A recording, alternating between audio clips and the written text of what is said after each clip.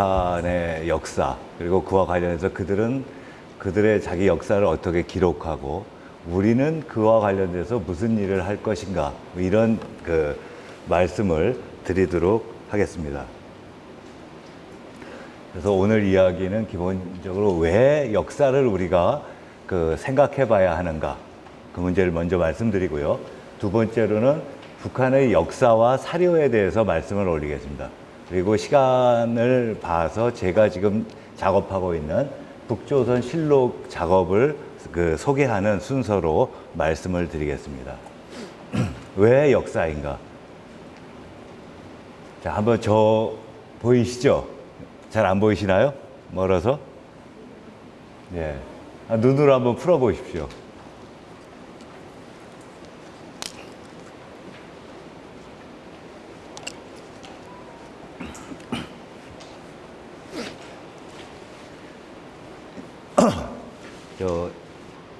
고등학교 3학년 학생들이 시험을 보는 대학 수학능력 한국사 시험 기출 문제입니다. 근데 A에 들어갈 내용으로 적절한 것은 해서 박스를 만들어 냈습니다. 예. 저 화면이 안 보여서요. 그래서 수행 과제, 그래서 박스 시대의 도읍이었던 가다의 역사와 관련된 사실을 조사하여 정리한다. 조사 내용 A. 그래서 가나 나 다다 이렇게 되어 있습니다. 그래서 지역으로는 아마 얼핏 보기에 현재 서울 있는 쯤일 것 같고요. 나는 아무래도 충청도 어디인 것 같습니다. 다는 경상북도쯤 될 것 같아요. 바닷가예요. 그래서 대한제국기에 대성학교가 세워졌다. 무신집권기에 난이 일어났다. 백제 성왕이 새 수도로 삼아 중흥을 도모하였다. 고려 전기의 삼경의 하나로 중시되었다. 이런 식입니다. 어려우시죠? 무슨 얘기를 하는지 아마 잘 모르실 겁니다. 두 번째 또 한번 볼게요. 같은 해에 출제된 문제였습니다. 다에 들어갈 내용으로 적절하지 않은 것에서 아마 서울 지역에 있는 고등학교 학생들이 역사 수업 시간에 동아리 활동이나 아닌 걸 통해 갖고 답사를 했던 것 같습니다. 그래서 서울의 경복궁, 창덕궁, 종로, 경운궁 등을 다녔는데 각각의 지역에서 무슨 일이 있었는가 하는 것을 맞히는 문제였었습니다. 그래서 지역에서는 홍범 14조가 반포되다. 지역이 종묘요? 저도 눈이 나빠갖고 잘 안 보이는데요. 상당히 어렵습니다. 사실은 평생 역사와 관련돼서 살은 저도 답하기가 쉽지가 않습니다. 그런데 우리는 사실 우리 역사와 관련돼서 초등학교부터 배웁니다. 초등학교 4학년, 5학년쯤부터 배우고 중학교 때 배우고 대학에도 고등학교, 대학까지 배우는데 이런 문제들이 나오면 당황을 해요. 그래서 답을 한번 보도록 하겠습니다. 정답은 4번이라고 합니다. 그래서 4번을 보면 고려 전기의 삼경의 하나로 중시되었다. 그래서 다 지역이 삼경이라는 것인데 삼경이라는 것은 세 개의 수도를 운영한다라는 뜻이겠죠. 그래서 고려 전기에는 개경, 서경, 동경 이 세 개의 지역을 같이 운영을 했습니다. 그런데 우리 역사 시간에는 고려 전기에 왜 삼경을 운영했는가 이런 문제에 대해서는 묻지를 않습니다. 또 선생님들도 학생들한테 왜 그것이 중요한지에 대해서는 설명을 안 해주고 그냥 고려 전기에는 삼경이라는 제도를 운영했다. 삼경은 개서경입니다. 외워라. 넘어갑니다. 이렇게 얘기를 합니다. 왜 고려 전기에는 개경, 서경, 동경을 똑같이 세 개의 수도로서 운영을 했을까요? 그것은 현재 대한민국이 서울특별시가 있으면서 부산, 또 광주, 울산 등의 광역시를 운영하고 있지 않습니까? 그 이유와 같습니다. 뭐냐면 구성원들에게 너희들은 동등한 그 자격이 권리와 의무가 있는 사람들이다. 그리고 우리는 앞으로 지역을 균형 있게 발전시키겠다. 이런 뜻입니다. 때문에 과거의 고구려 지역의 수도였던 평양, 통일신라의 수도였던 경주를 함께 우리는 개성과 함께 존중하겠다. 그래서 삼경이라는 제도를 운영한 겁니다. 그러면 학생들한테 이렇게 설명을 해주면 개경, 서경, 동경 이 세 개의 지역을 그렇게 운영했던 것은 의미가 그런 그 국토의 균형적인 발전, 그 다음에 차별 없이 함께 구성원들을 이끌고 가겠다라는 뜻이구나 하면 굳이 외울 필요가 없이 머릿속에 들어오겠죠. 하지만 그것이 왜라는 부분이 빠지다 보면은 강제로 외워야 됩니다. 두 번째는 사실은 더 문제가 심각합니다. 우선 서울 지역에 거주하는 학생들이 상대적으로 유리해요. 부산이나 목포에 사는 학생들보다. 그들이 가봤을 가능성이 높으니까요. 근데 답은 하여 4번이라고 합니다. 고종의 황제 즉위식이 거행되다. 그래서 틀린 지역입니다. 덕수궁이 아니래요. 근데 제가 생각할 때 아니 고종이 황제 즉위식을 한 곳을 여기 스탠포드 호텔에서 하든 아니면 광화문 한복판에서 하든 그게 어떤 차이가 있을까요? 장소는 차이가 없었을 것입니다. 왜 그 시점에 고종은 황제로 스스로를 갖다가 부르게 됐는가? 이 문제를 고민하는 것이 중요할까라고 저는 생각을 합니다. 그런데 아주 지연 말단적인 저런 문제를 내게 되니까 사람들은 역사를 외워야 되는 것이고 아주 싫어하게 그렇게 됩니다. 그래서 우리 한국사 교육에 어떤 불편한 진실들이 있는데요. 재미없는 역사 교과서입니다. 초등학교 5학년 역사 시간에 사용하는 교재만 보더라도요. 엄청나게 등장하는 인물들이 많습니다. 외워야 될 내용들도 많고 경우에 따라서는 역사를 전공하는 대학원생들도 모르는 그런 토지 단위들이 나옵니다. 그러니까 몇 결 이런 우리는 또 지금 쓰지 않는 그런 얘기들이 나오니까 사람들이 상당히 머리를 아파합니다. 그러니까 사건들이 단순하게 많이 나열되어 있을 뿐이지 왜 이 문제가 중요한지에 대한 설명이 없습니다. 두 번째로는 따라서 흥미를 학생들한테 유발시키지를 못하는 거죠. 재미가 없어요. 하지만은 역사는 다 중요하다고 얘기를 합니다. 따라서 국가에서는 한국사를 강제로 그래서 모든 사람들은 들어야 된다 이렇게 해놔요. 근데 학생들 입장에서는 듣기만 하면 되는 건가요? 예. 그리고 그 시간에 다른 거를 공부할 수가 있죠. 때문에 대학 입시에서는 이거 시험도 필수로 한다 이렇게 됩니다.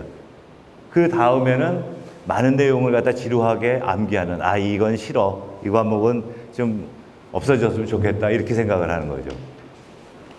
우리들은 많은 방식을 통해서 역사에 함께 하고 있습니다. 수업 시간에 아니면 방송, 신문 등 언론 매체를 통해서 독서나 영화, 드라마를 통해서 많이 역사를 접하고 있습니다. 하지만 우리는 역사로서 생각하는 것은 상당히 부족합니다. 과거에 우리의 어떤 선조들은 동서고금이라는 말씀을 하셨어요. 그러니까 고와 금이 있었던 거죠. 근데 현재는 동서는 많이들 알고 있는데 고와 금에 대한 것을 우리가 어떤 문제를 고민할 때 계기로서 생각하는 것은 부족하다 이렇게 생각이 됩니다.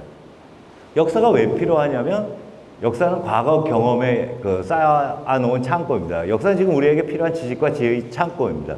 제가 아까 명동으로부터 여기까지 올 때 이 내비게이션이 없었으면 전 못 왔을 겁니다.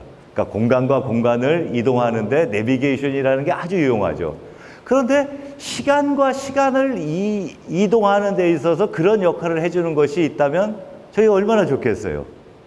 공간과 공간을 이용해주는 내비게이션과 같이 시간과 시간을 이동할 때의 어떤 그 내비게이터가 있으면 참 좋겠다. 그런 것이 역사입니다. 역사 의식이라는 것이 그 역할을 해준다. 그래서 역사는 지금 우리에게 필요한 지식과 지혜의 결집체입니다. 하나 또 말씀을 같이 생각해 보죠. 한반도 최초의 국가는 고조선이라는 것에 대해서 여러분은 다 알고 계실 겁니다. 그런데 제가 생각할 때는 저 고조선은 수많은 공동체들의 하나였을 뿐이에요. 그 당시에 수천 개, 수만 개가 있었을 거예요. 저런 것이.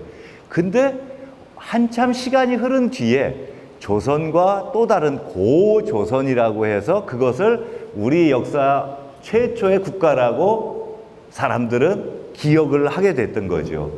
즉 대한민국에서는 개천절이라는 게, 며칠 전에 개천절이라는 게 있었죠. 이 개천절이라는 것을 제정해서 기념을 하고 있습니다. 그런데 저희가 한번 생각을 해봅시다. 근대 국가에서 청동기 시대 때 있었던 자기 민족의 어떤 신화, 전설을 근거로 삼아서 국가의 경축일로 삼는 나라가 있나요? 저는 들어보지를 못했었어요. 어느 나라, 어느 민족에게도 많은 어떤 신화 전설이 있는 거죠. 이탈리아 그러면 로무로스 형제의 이야기가 있을 것이고, 일본은 일본대로 있고 다 있었을 것입니다. 근데 우리들은 특이하게도 청동기 시대의 신화를 가지고 우리의 어떤 그 역사를 설명을 하고 있습니다. 1949년 국경일에 관한 법률 때 개천절을 만든 거죠. 그것은 식민지를 겪었던 우리 민족의 어떤 자기 정체성을 중시하는 그런 감정이 포함되어 있었을 것입니다. 우리 헌법 전문에 보면은 유구한 역사, 전통을 지닌 문화민족이 서문에서 아주 강조가 되고 있습니다. 그런데 혹시 이런 것들이 역사라는 것을 정치 내지는 이데올로기적으로 이용하는 사례는 아닌지 우리는 한번 생각해 볼 필요가 있을 것 같습니다. 북한 역시도 단군 시조를 대단히 중시합니다. 그래서 우리 민족의 원시조라는 그런 것으로서 단군, 그다음에 고조선의 역사를 상당히 중시를 하고 있고, 더불어 그들은 혁명 전통이라는 것도 강조를 하고 있습니다. 하나 더 생각해 보겠습니다. 삼국 통일에 대해서 실학자 안정복 선생은 아주 긍정적으로 말씀을 하셨어요. 그 이전에는 민족 내부가 서로 으르렁거리고 싸웠는데 태종 무열왕이 그런 문제를 통일로서 해결하니 저 사람은 정말 하늘이 낸 인물이다, 이렇게 긍정적으로 말씀하셨는데, 단재 신채호 선생께서는 전혀 다르게 이야기하셨습니다. 다른 종족을 끌어서 자기 종족을 갖다가 이렇게 해코지하는 것은 마치 도적을 불러들여 갖고 형제를 죽이는 것과 같다. 특히 삼국이 통일된 이후에 우리의 어떤 그 전통적으로 갖고 있던 영역들이 상당히 좁아지지 않았느냐. 따라서 김춘추를 어떻게 통일한 자라고 할 수 있겠느냐, 이렇게 이야기를 합니다. 두 분 다 대단히 훌륭하신 분인데 왜 저런 어떤 차이가 발생했을까요? 제가 볼 때는 일제 식민지 지배를 경험한 신채호 선생과 조선 후기에 활동했던 안정복 선생 두 분에 있어서의 어떤 그 역사를 바라보는 관점, 자기 경험의 차이였던 것 같습니다. 어느 분 말씀이 더 맞는다, 이렇게 말씀하기는 어려운 것 같아요. 저는 지금까지 대단히 역사에 대해서 장황하게 좀 말씀을 드렸는데요. 저희들이 역사에 대해서 단순히 아는 것들, 여기 계신 여러분들은 사실은 대단히 많은 역사 지식을 갖고 계십니다.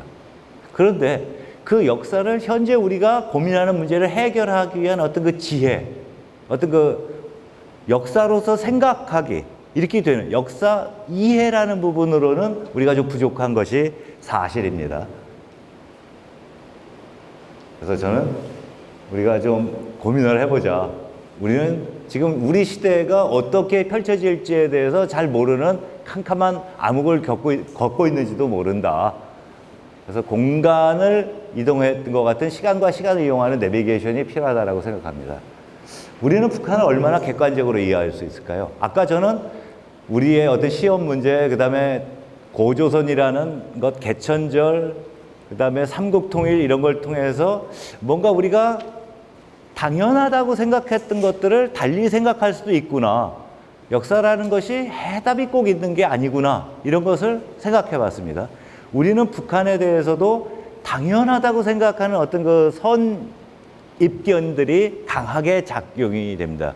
때문에 우리가 있는 그대로의 북한을 보는 것이 아니라 우리가 생각하는 북한을 그냥 그 반복적으로 생각할 수도 있을 것입니다. 자, 이 단어를 다 아시죠? 모던이라는 단어를 다 아실 겁니다. 근데 이것을 물어보면은 영국이나 미국에서 온 원어민들은 어느 시점부터 지금까지를 그렇게 쭉 생각을 해요. 근데 한국인들에게 저것을 물어보거나 중국 사람들한테 물어보면 특정 시점부터 어느 시기까지를 끊어서 얘기를 해요. 그리고 그 뒤는 달리 생각을 합니다. 즉 다른 나라의 단어를 갖고 와서 생각하는데도 자기식으로 생각한다는 거죠. 인간은 그렇습니다. 그러니까 있는 그대로의 그 어떤 것이 아니라 자기들의 습관, 자기들의 이해 때문에 예컨대 모던은 영미 사람들에 있어서는 다음에 세 가지의 기본적인 지표가 있으면 됩니다. 국민국가가 형성이 되고 자본주의가 발흥하고 개인 개성이 강조되는 그런 시기예요. 그런데 우리 역사에서는 그렇지가 못했습니다. 국민국가가 형성될 때 우리는 민족 주권을 일제히 빼앗겼죠. 그다음에 자본주의가 발전해 나가야 될 때 우리는 일제히 수탈을 위한 식민지 반봉건 사회가 됐습니다. 개인 개성이 존중되어야 되는 시점에 우리는 집단, 집체성이라는 부분들을 또 고민을 했던 거죠. 아직까지 우리는 국기에 대한 맹세라는 걸 통해 갖고 개인 개성보다는 우리에 있어서의 어떤 공동체를 더 앞세우는 것을 모두가 다시 함께 반복적으로 맹세를 하는 그런 상황에 살고 있습니다. 즉 그런 것들이 이런 모던이라는 사회와 컨템퍼러리라는 것을 갖다가 구별하게 만드는 거죠. 그래서 우리 교과서를 보게 되면 근대사회, 그 다음에 현대사회 이렇게 나와 있습니다. 영국의 교과서에는 그냥 모던 히스토리 하면 어느 시점부터 지금까지 쭉인데 우리는 그렇지가 않다. 그러니까 어떤 것들을 우리가 생각하는 것들이 있는 그대로 보면 좋은데 우리가 보고 싶은 방향으로 보는 거예요. 다른 사람들 걸. 북도 그럴 수가 있는 겁니다. 제가 자꾸만 이런 말씀을 드리면 북 있는 걸 그대로 자꾸만 말씀을 드리면은 어려울 것 같아갖고 예를 들어서 말씀을 드리는 겁니다. 우리 민족사를 보게 되면은 상당히 곡절이 많았습니다. 그래서 1860년대부터 1890년대까지 위로부터의 어떤 개혁운동과 밑으로부터의 어떤 그 개혁운동, 이 두 가지가 하나가 되지를 못했습니다. 그래서 개화운동, 애국개몽은 그대로, 그 다음에 농민들의 봉기나 의병운동은 또 그들대로, 그들 서로가 서로를 대단히 미워했어요. 예를 들면은 1894년 농민전쟁이 일어났을 때 그 당시에 황성신문에서는 그들을 동비들의 난이라고 불렀습니다. 동학을 믿는 도적놈들의 난리다. 그러니까 듣는 농민들은 어떻겠습니까? 저들은 외세, 특히 일본에 붙어먹는 매국노의 무리다. 이렇게 얘기를 하는 거죠. 그리고 그 둘이 하나가 되지 못한 결과 자주역 근대화에 실패했고 외세의 침탈을 받았습니다. 그리고 그 이후의 역사는 식민지 분단, 그리고 지구상에서 가장 위험한 지역에 현재도 우리가 살고 있는 이런 상황을 만들었습니다. 그런데 그 이후 1945년 이후의 역사를 보게 되면은 한쪽에서는 민주, 그래서 시민민주주의 혁명과 수출주도 그 경제 성장을 통해서 지구상에서 식민지를 경험했던 나라들 중에 어느 누구도 이루지 못한 성취, 민주주의의 발전과 경제의 성장이라는 두 개를 이루어냈습니다. 대한민국의 성취인 거죠. 우리는 대단히 자랑스럽습니다. 그런데 38도선 휴전선 북쪽에 있던 북은 민주주의라는 부분의 어떤 그 발전을 억압 내지는 왜곡을 시켰죠. 대신에 그들은 어떤 부분을 성공을 시켰냐면은 민족 자주라는 부분입니다. 북은 주체를 내세우면서 주체, 자립 이런 부분을 강조를 하는 그 결과 북에서는 반제 민족 자주화에는 실현을 했습니다. 그리고 남쪽은 아까 말씀드렸던 대한민국은 민주주의와 경제 이 두 부분에 성공을 했는데 안타깝게도 각각의 성취를 갖다가 다른 쪽에서는 이루어내지를 못했습니다. 우리들이 가장 부족한 부분은 사실상 민족 자주라는 부분에서 우리는 취약함이 있습니다. 대한민국은. 북은 민주주의나 경제의 어떤 발전에서 대단히 취약한 거죠. 왜 둘은 하나에만 성공하였을까? 우리 근현대에 기본적으로 해결해야 될 과제라는 것은 민족의 어떤 그 주권을 되찾고 그래서 자주를 갖다 실현하는 과제 하나, 또 하나는 사회 내부로부터 민주주의를 발전시키는 그런 과제였었을 텐데 이것을 못 해놨습니다. 우리에게는 아직까지도 큰 고민이고 해결해 나가야 될 과제입니다. 북한 정권이 수립되는 역사적 전제는 대개 네 가지입니다. 아까 제가 말씀드렸던 반제반봉권 민주주의의 어떤 혁명을 수행하는 문제, 그 다음에 공산주의 운동과 그 내부에서 1930년대 김일성을 중심으로 했던 항일무장투쟁, 세 번째는 중국 공산당 및 소련 공산당과 연계된 세력이 있었다라는 문제, 네 번째는 1945년 8월 소련군이 38도선 이북을 군사적으로 점령한 겁니다. 그리고 그들이 점령했던 지역에는 소련의 어떤 그 이익, 소련의 질서 체계를 쫓는 그런 세력들을 부식을 했던 거죠, 정권으로. 거기에 김일성이 선택을 받았던 것입니다. 그런데 그 김일성은 1937년 보천보 전투라는 걸 통해서 우리 민족에게 가장 많이 알려져 있던 사람입니다. 과거에 김일성이 가짜냐, 뭐 진짜 이런 논란도 있었습니다. 하지만 1994년 7월 6일 김일성이 사망했을 때 대한민국의 대표적인 보수신문인 조선중앙동아를 한번 확인해 보십시오. 세 신문 다가 김일성은 실제 했던 인물이다라는 걸 그가 죽었을 때 사망 기사에서는 다 인정을 했었습니다. 그런데 김일성은 45년 8월 20일 날 자기가 소련 훈련기지에서 건당, 건군, 건국에 대해서 이야기를 했다고 합니다. 그런데 이 사실을 처음 알린 것은 70년 노동신문 10월 28일까지예요. 그러니까 저희들은 이제 이런 걸 공부하는 사람들이니까 저희들이 공부해보니 그렇게 되어 있습니다. 그러면 1970년까지 대개 한 25년 시차가 있지 않습니까? 그때 실체적인 어떤 그 역사적인 진실과 이들이 원하는 어떤 그 내용으로 가공이 이루어졌다는 거죠. 가공, 일정한 부분. 그러니까 김일성은 사실의 인물이었다. 하지만 그가 했던 여러 가지 행위들은 많이 왜곡됐을 그런 가능성들은 있습니다. 저 한번 읽어봐 주세요. 눈으로. 힘 있는 사람은 힘으로, 지식 있는 사람은 지식으로, 돈 있는 사람은 돈으로 건국사업에 이바지하자. 이게 누구 이야기일까요? 저는 맨 처음에 이걸 읽고 깜짝 놀랐어요. 왜냐하면 이건 안창호 선생님이 해야 될 말씀이에요. 안창호 선생님. 근데 저게 김일성 이야기예요. 1945년 10월 14일 날 평양 공설운동장에서 대중을 만났을 때 저런 이야기를 합니다. 만약에 그가 제대로 공부가 돼 있는 공산주의자라면 저렇게 얘기하면 안 돼요. 자, 노동계급의 헤게모니를 위하여 농민 계급을 일정에 끌어들이고 지주나 뭐 자본가들은 뭐 타도하고 뭐 이런 식으로 얘기를 해야 되는 거죠. 근데 힘 있는 사람, 노력하는 사람이죠. 노동자, 농민. 지식 있는 사람, 지식인, 인텔리겐차들.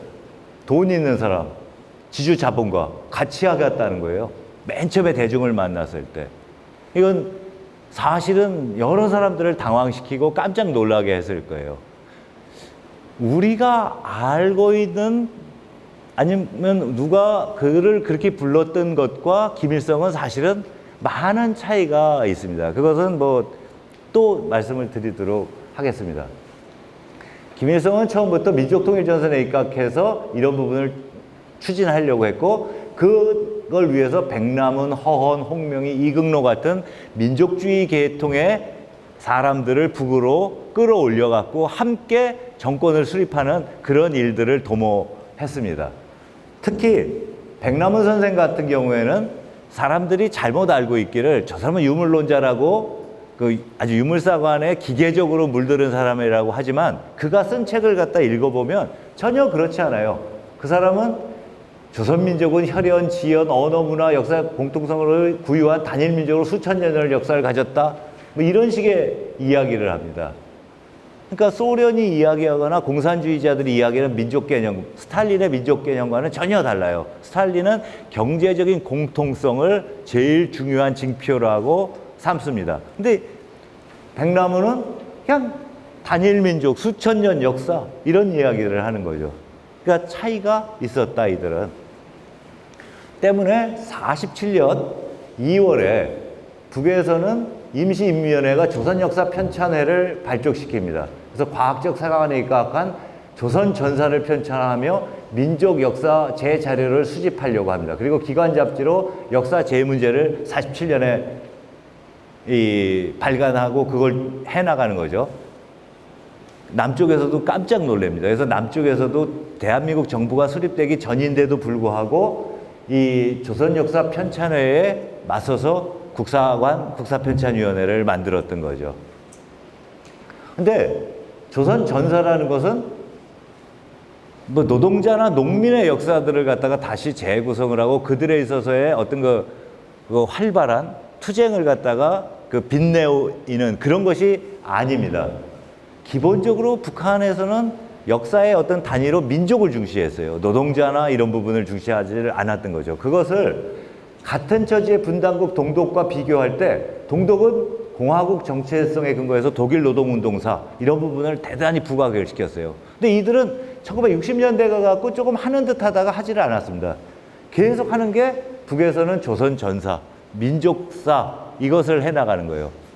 독일은 공화국 전체성을 갖다가 강조했기 때문에 이민족 이국가를 갖다가 주장했어요. 동독은 이민족 이국가. 그러니까 독일에는 동독민족, 그러니까 사회주의 민족과 저 서독 부르주아 민족이 따르다. 그러니까 우리는 나라도 두 개이다. 이렇게 얘기했어요. 오히려 서독에 있는 그 정치인들이 독일에서는 일민족 일국가를 주장했던 거죠. 그러니까 그런 부분들이 전혀 다르다. 그러니까 북에 있어서는 공산주의자들이라고 얘기를 하지만 그들이 민족을 대하는 태도나 입장은 일반적인 공산주의자들과는 전혀 다르다는 것을 알 수가 있습니다. 하지만 이 북한에 대한 우리 남쪽에서의 역사는 대개 80년대 중반을 해서 크게 둘로 나누어집니다. 그 전에는 그 국토통일부나 이런 관 주도에서 이 연구가 이루어졌고 그 당시에는 1차 자료 접근이 대단히 어려웠었습니다. 그러니까 근데 대한민국이 1980년대 중후반을 경과하면서 민주주의가 상당히 발전하죠. 6월 항쟁 이걸 통해서.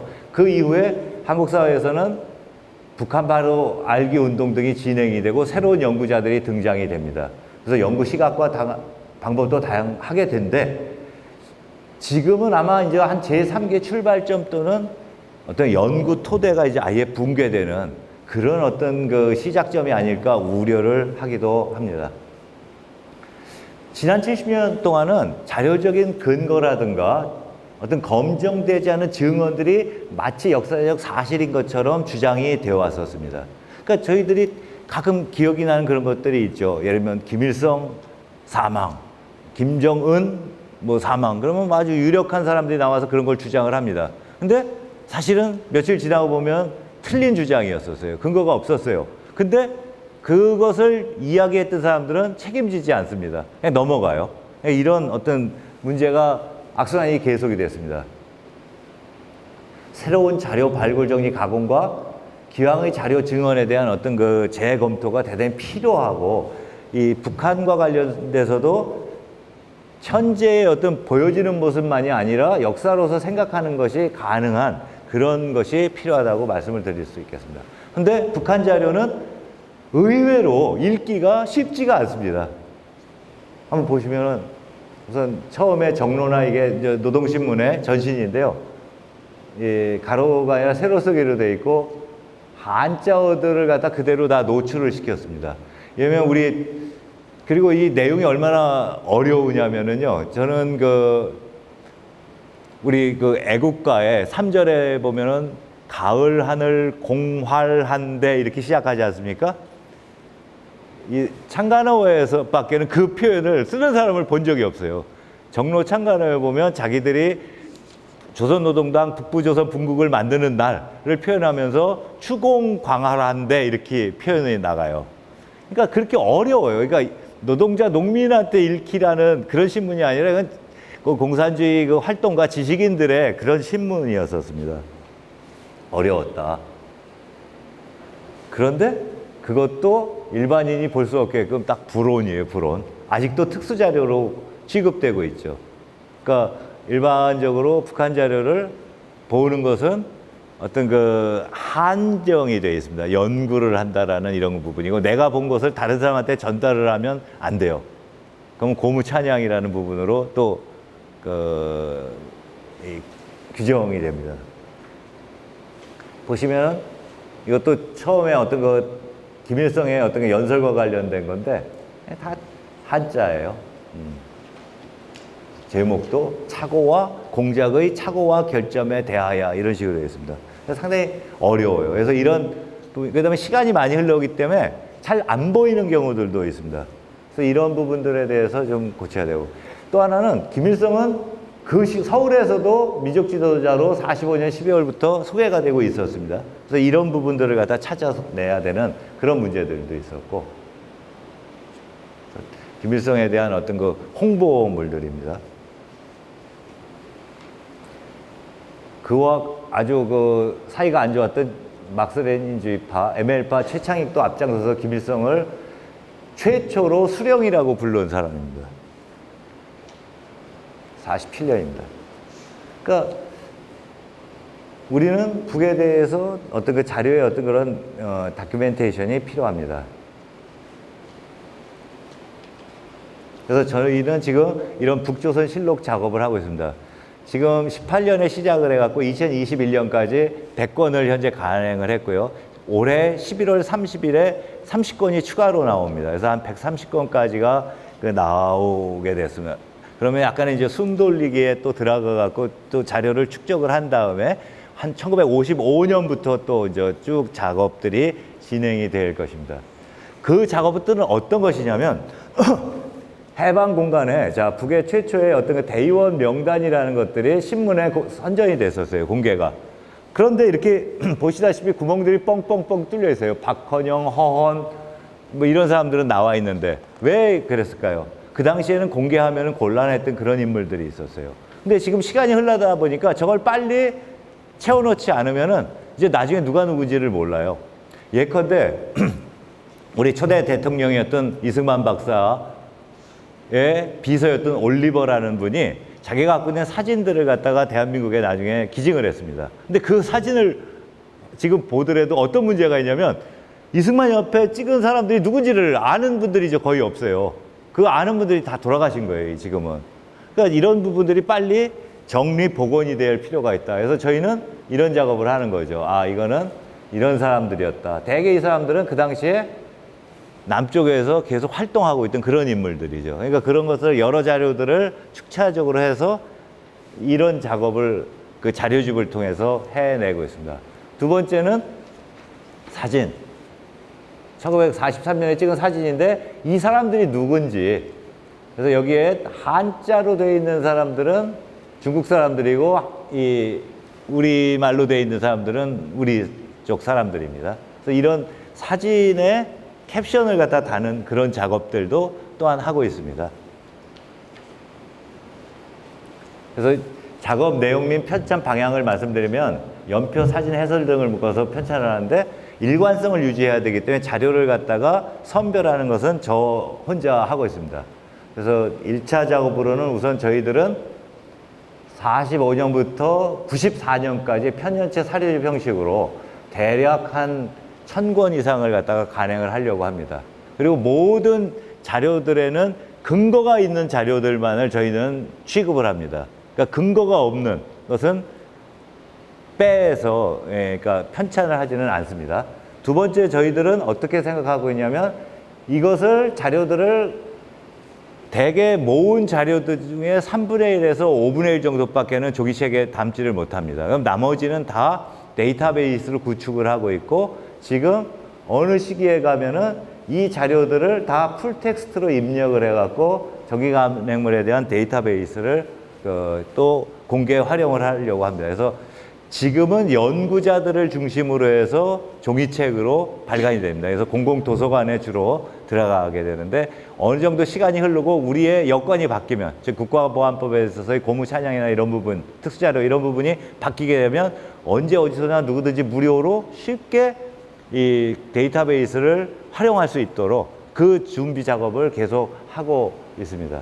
그런데 노동신문은 하루에 기사가 평균 62개, 사진은 한 12매 나옵니다. 그래서 200자 원고지로 한 390매가 돼요. 그럼 90년까지만 잡더라도 약 500만 매가 돼요. 그 다음에 조선노동당의 이론 잡지인 근로자 같은 경우에도 90년까지 잡아도 한 50만 매가 됩니다. 그러니까 이 원시 데이터를 갖다가 텍스트 파일화하는 그 작업이 사실은 제일 어려운 작업입니다, 지금. 근데 그게 되지 않으면은 사실은 온전히 자료를 활용할 수가 없어요. 그러니까 예를 들면 요즘에 뭐 빅데이터라든가 여러 가지 이야기들을 많이 하는데 텍스트 파일이 돼 있지 않은 것은 빅데이터로 안 되는 거죠. 그러니까 신문을 PDF 파일로 해서 찍은 거는 제목 검색 정도가 됩니다. 그러니까 지금 통일부 북한자료센터나 몇몇 부분에서는 제목 검색만 되는 거죠. 근데 저희는 이것을 풀 텍스트로 작업할 수 있는 그런 것들을 하고 있습니다. 그래서 대상 자료들은 대개 이런 식의 신문은 노동신문, 조선인민군 등 5종류를 이용을 하고 있고 잡지는 근로자 등 이런 부분들을 하고 있습니다. 그리고 거기에는 예를 들면은 중국 공산당 기관지인 인민일보에 있는 북한 관련된 기사는 다 번역을 해서 싣고 있고 소련의 뿌라우다라든가 뭐 적함 이런 것들도 또 번역을 해서 싣고 있습니다. 미국의 FRUS에 나오는 또 북한 관련된 것들도 번역을 해서 다 싣고 있는 그런 식으로 작업을 하고 있습니다. 그리고 향후에 지금 하지 못했던 자료들 또 갖다 주시는 분들이 있어요. 야, 이게 빠져 있는 것 같습니다. 그런 것들은 나중에 아까 말씀드렸던 데이터베이스를 구축할 때 그때 업그레이드를 하도록 하겠습니다. 사료를 갖다 저희들이 뽑되 어떤 가치 평정 기준들인데요. 이거는 그러니까 전국 중앙적인 의미를 갖는 그런 것들을 뽑고 있습니다. 역사 문화에 기여했던 그런 인물들도 뽑고 있고요. 이용에 대한 문제들, 이건 뭐 연구자들에 대한 거니까 넘어가도록 하겠습니다.